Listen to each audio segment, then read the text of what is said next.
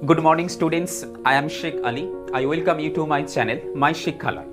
আজকে আমি আলোচনা করতে চলেছি ক্লাস 12 এর জন কিটসের লেখা দ্য পোয়েট্রি অফ আর্থ কবিতাটি। তোমাদের সকলের কাছে অনুরোধ রইল এই ভিডিওটি তোমরা শুরু থেকে শেষ পর্যন্ত অবশ্যই মন দিয়ে দেখবে। তাহলে এই কবিতা নিয়ে তোমাদের যদি কোনো রকমের সমস্যা বা অসুবিধা থেকে থাকে সেটা দূর হয়ে যাবে এবং এই কবিতা থেকে আসা যে কোনো রকমের শর্ট প্রশ্ন, এমসিকিউ বা ব্রড কোশ্চেন করতে তোমাদের সুবিধা হবে। So let's start the video.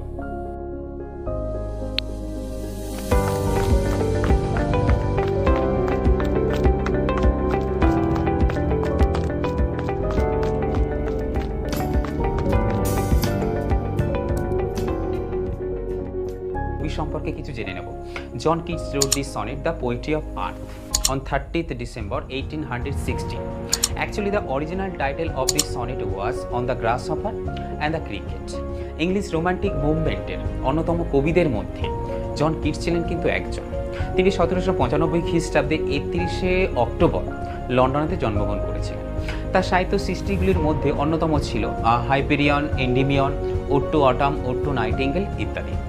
1821 খ্রিস্টাব্দে 23শে ফেব্রুয়ারি তিনি রোমেতে যে পারিবারিক যক্ষা রোগে তিনি মারা গিয়েছিলেন। দ্য পোয়েট্রি অফ আর্থ কবিতাটি একটি সনেট। সনেট কাকে বলে? Sonnet is a 40 line poem with fixed rhyme scheme. Sonnet হলো 14 লাইনের একটি কবিতা যার নির্দিষ্ট ছন্দ রয়েছে। এই সনেট হচ্ছে দু রকমের, একটাকে বলা হচ্ছে কি ইতালিয়ান সনেট বা পেত্রাকান সনেট, আর একটা কি আছে ইংলিশ সনেট বা সেটাকে আমরা বলি শেক্সপিয়ারিয়ান, পেত্রাকান সনেট বলি বা শেক্সপিয়ারিয়ান সনেট বলি। উভয় সনেটের কিন্তু একটা নির্দিষ্ট বৈশিষ্ট্য রয়েছে। পেত্রাকান সনেটকে দুটো ভাগে ভাগ করা হয়। প্রথম 8 লাইনকে বলা হয় অক্টেভ, শেষ 6 লাইনকে বলা হয় সেস্টেট।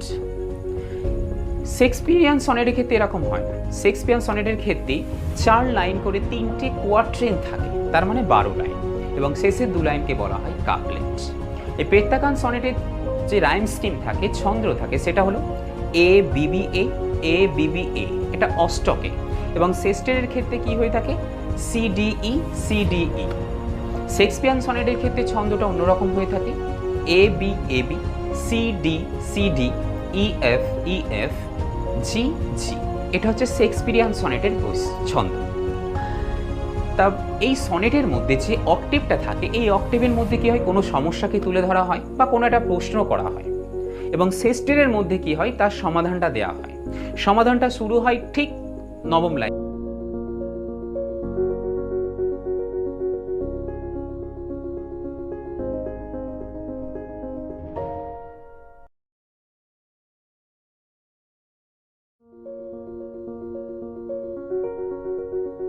সনেটের ব্যাখ্যা থেকে আমরা বুঝলাম দ্য পোয়েট্রি অফ আর্থ এই কবিতাটি একটি পেত্রাকান সনেট। প্রকৃতিতে অবিরাম বেজে চলা সঙ্গীতের কিন্তু কখনোই সমাপ্তি হয়নি।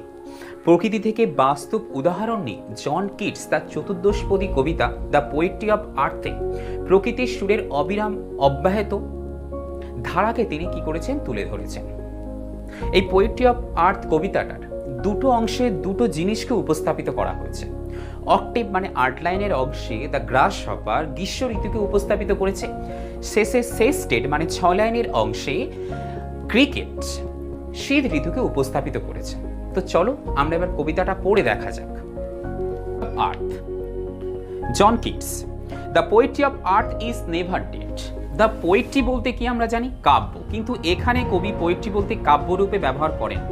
কবি এখানে পোয়েট্রি বলতে সঙ্গীত বা কাব্য গানকে বুঝিয়েছে। সেই জন্য দ্য পোয়েট্রি মানে কাব্যগান, অফ আর্থ মানে পৃথিবী। তাহলে পৃথিবীর কাব্যগান বা পৃথিবীর সঙ্গীত ইজ নেভার ডেড, কখনোই শেষ হয়ে যায় না। তার কারণটা আমরা পরের লাইনগুলোতে বুঝবো। হোয়েন যখন অল দ্য বার্ডস, অল মানে সমস্ত, দ্য বার্ডস মানে পাখিরা, তাহলে যখন সমস্ত পাখিরা আর ফেন্ট মূর্ছিত যায় বা দুর্বল হয়ে পড়ে বা ক্লান্ত হয়ে পড়ে। কিভাবে ক্লান্ত তারা হয়ে পড়ছে? With the hot sun. Hot sun বলতে এখানে উত্তপ্ত সূর্য নয়, হট সান বলতে এখানে কি সূর্যের প্রচণ্ড উত্তাপকে বুঝিয়েছে। তাহলে when all the birds R faint, যখন সমস্ত পাখিরা মূর্ছা যায়, দুর্বল হয়ে পড়ে বা ক্লান্ত হয়ে পড়ে, উইথ দ্য হট সান সূর্যের প্রচণ্ড উত্তাপে, অ্যান্ড হাইড, হাইড মানে আমরা জানি অ্যাকচুয়ালি লুকিয়ে পড়া, কিন্তু এখানে আমরা লুকিয়ে পড়া বলবো না, আশ্রয় নেয়, টেক শেল্টার। অ্যান্ড হাইড এবং লুকিয়ে পড়ে বা আশ্রয় নেয় ইন দ্য কুলিং ট্রিজ, গাছের শীতল ছাওয়ায়, এ ভয়েস উইল রান, একটি কণ্ঠস্বর ছুটে বেড়ায়। এবার অ্যাকচুয়ালি আমরা জানি কি, the birds are called the singer of nature. পাখিদেরকে কি করা হয়, প্রকৃতির সঙ্গীত শিল্পী হিসাবে ধরা হয়। কারণ আমরা যে সমস্ত গানগুলো শুনি, সে কোকিল থেকে শুরু করে আরও যে সমস্ত পাখিরা রয়েছে, যে সমস্ত গায়ক পাখি রয়েছে, নর্মালি পাখিদেরকেই আমরা ধরে থাকি। তা সেই সমস্ত সঙ্গীত শিল্পী বা সেই সমস্ত গায়ক বা গায়িকা রয়েছে যারা, যে সমস্ত পাখিরা, তা সেই সমস্ত পাখিরা যদি তাদের সঙ্গীত বন্ধ করে দেয়, তাদের গান করা বন্ধ করে দেয়, ঠিক আছে, তাহলে কি পৃথিবীর সঙ্গীত বন্ধ হয়ে যাবে? না। ঠিক যেভাবে গ্রীষ্ম থেকে শুরু করে বসন্ত পর্যন্ত ঋতুর চক্রাকার আবর্তন হয়, ঠিক সেইভাবে পৃথিবীর সঙ্গীতেরও কিন্তু এইভাবে আবর্তন ঘটতে থাকে। একজনের পর আর একজন নেতৃত্ব দিয়ে ঠিক এই সঙ্গীতটাকে এগিয়ে নিয়ে যায়, কিন্তু থেমে কখনোই থাকে না। এই ব্যাপারটাকে বোঝাতে গিয়েই কিন্তু কবি এই কবিতাটা রচনা করেছেন, সেটা আমাদের বুঝতে হবে। A voice will run, a voice মানে একটি কণ্ঠস্বর, উইল রান মানে ছুটে বেড়ায়। কিংবা কোথা থেকে কোথায় ছুটে বেড়ায়? ফ্রম হেজ টু হেজ, ঝোপ থেকে ঝোপে। তাহলে একটি কণ্ঠস্বর ঝোপ থেকে ঝোপে ছুটে বেড়ায়। এই ঝোপগুলো কোথাকার? অ্যাবাউট দ্য নিউ মন মিটস। অ্যাবাউট নিউ মন মানে কি? সদ্য ছাটা, মানে যে তৃণভূমিটাকে সবেমাত্র কি করা হয়েছে? ছাঁটাই করা হয়েছে, সবেমাত্র কাটা হয়েছে, সেই তৃণভূমির কথা বলা হয়েছে। তা মিট মানে আমরা কি জানি? তৃণভূমি জানি। তাহলে এখানে কি বলছে?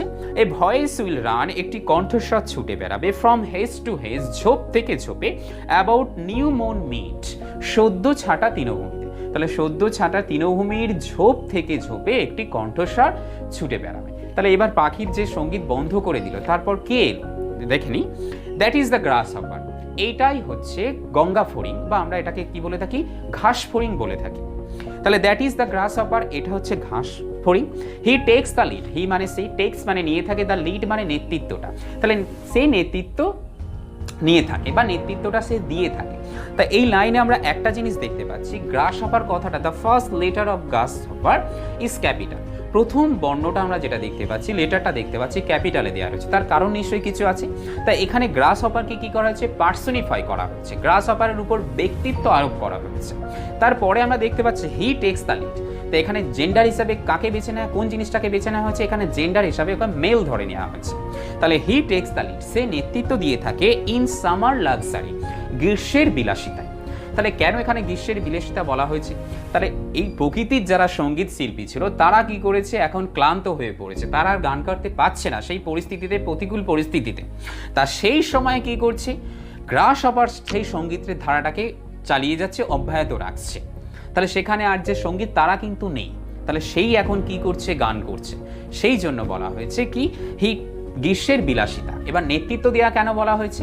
কারণ এই গ্রাস হপারকে আরো যে সমস্ত ছোট ছোট কীট পতঙ্গগুলো রয়েছে, তারা কি করছে? এই গ্রাস হপারকে অনুসরণ করছে।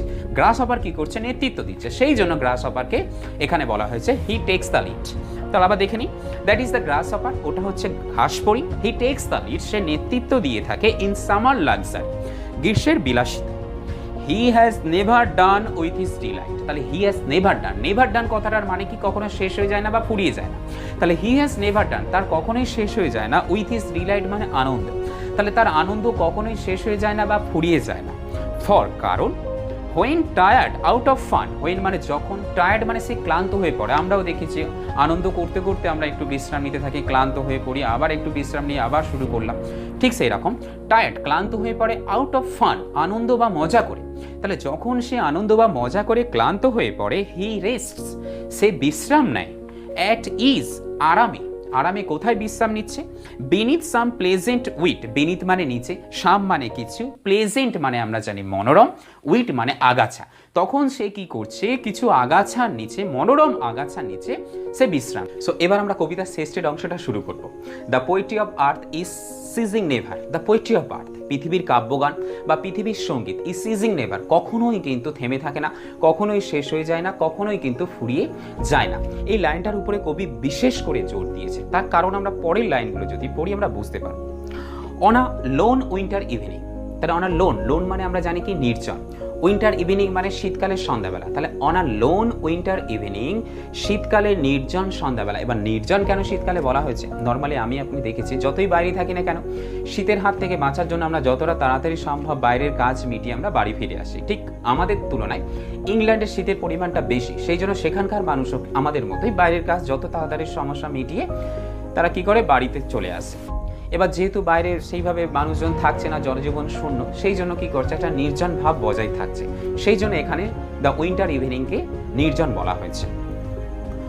When the frost has wrought, when the frost যখন কুয়াশা has wrought সৃষ্টি করে a silence একটি নীরবতা। এখানে কেন কুয়াশা নীরবতা সৃষ্টি করে কথাটা বলা হয়েছে, তার কারণ যেহেতু বাইরে কুয়াশা পড়ছে, ঠিক আছে, কনকনে শীত, এই অবস্থায় কোনো মানুষ কেন বাইরে বেরোবে, ঠিক আছে, সেই জন্য যেহেতু মানুষ বাইরে বেরোচ্ছে না, সেই জন্য একটা নিস্তব্ধতা বা নীরবতা ভাব বজায় থাকছে। সেই জন্য এখানে বলা হয়েছে যে কুয়াশা একটা নীরবতা বা নিস্তব্ধতা সৃষ্টি করে।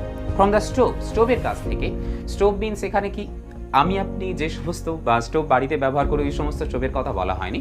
ইংল্যান্ডে কি করা হয়, বেশিরভাগ বাড়িতে ওই ফায়ার প্লেস রয়েছে, মানে যেহেতু শীতের পরিমাণটা অনেকটা বেশি, সেই জন্য কি করা হয়, প্রত্যেকটা বাড়িতে একটা ফায়ার প্লেস রয়েছে, মানে আগুনটা জ্বালিয়ে রুমের টেম্পারেচারটা একটু বাড়িয়ে তোলা হয়, সেই ফায়ার প্লেসের কথা বলা হচ্ছে। তাহলে ফ্রম দ্য স্টোভ, স্টোভের কাছ থেকে বা ফায়ার প্লেসের কাছ থেকে দেয়ার শ্রিলস তীক্ষ্ণ স্বরে ভেসে আসে বা তীক্ষ্ণ একটা আওয়াজ ভেসে আসে, কিসে, দ্য ক্রিকেট সং, ঝিঝি পোকার গান। আমরা দেখতে পাচ্ছি গ্রাস হপারের মতোই ক্রিকেট শব্দটার the first letter of the word cricket is capital, প্রথম বর্ণটা কি করা রয়েছে, তোমার ক্যাপিটালে লেখা রয়েছে। এটার কারণ কি হচ্ছে, ঝিঝি পোকাটাকেও কি পার্সনিফাই করা হচ্ছে, এর উপরে ব্যক্তিত্ব আরোপ করা হয়েছে। ইন ওয়ার্মথ ইনক্রিজিং এভার, এবং ধীরে ধীরে কি করতে থাকে, উষ্ণতাটা বাড়তে থাকে। এবার একটা জিনিস আমরা বুঝতে পারছি, গ্রীষ্মের প্রচণ্ড দাহ, প্রচণ্ড উত্তাপ, ঠিক আছে, যদিও আমাদের প্রকৃতির যারা গায়ক, যারা শিল্পী রয়েছে, সঙ্গীত শিল্পী, সেই সমস্ত পাখিদের থামাতে পারলেও কিন্তু ঘাস ফড়িংকে থামাতে পারেনি, ঠিক আছে। পাখির পরে আর একজন কি করলো, ঘাস ফড়িং সেই সঙ্গীতটাকে, ধারাটাকে অব্যাহত রাখলো। ঠিক গ্রীষ্মের পরে যখন শীত আসছে, শীতকালে যখন ঘাস ফড়িং আর গান গাইতে পারছে না, তখন আর একজন নেতৃত্ব দিয়ে কি করছে, সেই প্রকৃতির যে সঙ্গীতটাকে, সেই ধারাটাকে অব্যাহত রাখছে, ঠিক আছে। সেই জন্য কোনো, যেরকম গ্রীষ্মকাল তোমার ঘাস ফড়িংকে দমিয়ে রাখতে পারেনি, সেরকম শীতকাল কি করছে, ক্রিকেটকেও দমিয়ে রাখতে পারছে না। এইভাবে পৃথিবীর যে কাব্যগান বা পৃথিবীর সঙ্গীত অনবরত কেউ না কেউ, প্রকৃতির কোনো না কোনো শিল্পী সেটাকে এগিয়ে নিয়ে যাবে। And seems to one in drowsiness half lost, and seems মনে হবে, টু ওয়ান কোনো একজনের কাছে, ইন ড্রাউজিনেস হাফ লস্ট, তাহলে অর্ধ তন্দ্রাচ্ছলতা অবস্থায় কোনো একজনের কাছে মনে হবে, দ্য গ্রাস হপার গান গেয়ে চলেছে, মানে ঘাস ফড়িং গান গেয়ে চলেছে, অ্যামং সাম গ্রাসি হিল মানে কিছু ঘাসযুক্ত পাহাড়ের মধ্যে যেন ঘাস ফড়িংই কী করেছে, গান গেয়ে চলেছে। তা আশা করি সকলে বুঝতে পেরেছ। যদি ভালো লাগে অবশ্যই লাইক, কমেন্টস এবং